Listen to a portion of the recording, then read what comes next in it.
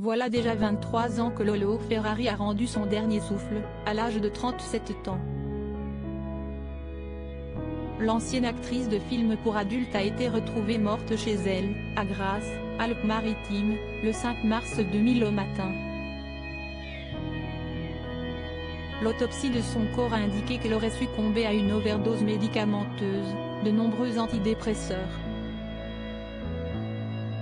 Alors que la piste du suicide a été mise en avant par son mari et producteur, Éric Vigne, qui l'a découverte le jour de son décès, une enquête a été ouverte pour déterminer les circonstances exactes de sa disparition.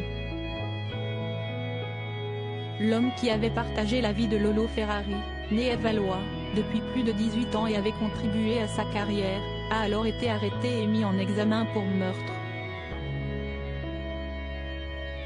Ce sont ces déclarations, dont les horaires ne semblaient pas cohérents, ces témoignages créant la suspicion ou encore le rapport des médecins légistes qui ont mis la puce à l'oreille des enquêteurs.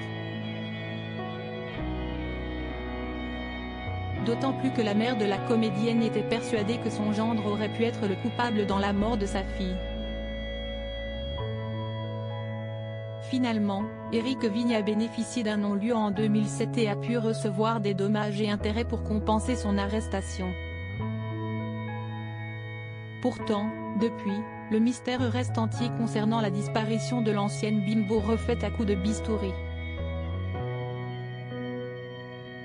Un veuf complètement étranger à la mort de sa femme, selon son avocat. Il faut dire que les pompiers présents sur place après la mort de Lolo Ferrari ont remarqué qu'elle présentait des traces d'hématomes sur les jambes. De son côté, comme le rapporte RTL, ce mardi 9 mai, maître Gilles-Jean Portejoie, l'avocat d'Éric Vigne, a déclaré que même s'il reste des zones d'ombre sur cette affaire, la seule certitude que nous ayons aujourd'hui, c'est qu'il, son client, est complètement étranger à cette mort. On ne sait pas précisément de quoi est morte Lolo Ferrari.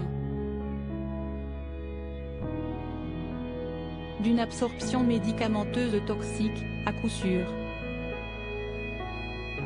Mais ce dont on est absolument sûr, c'est qu'il n'y est pour rien, a-t-il ajouté fermement.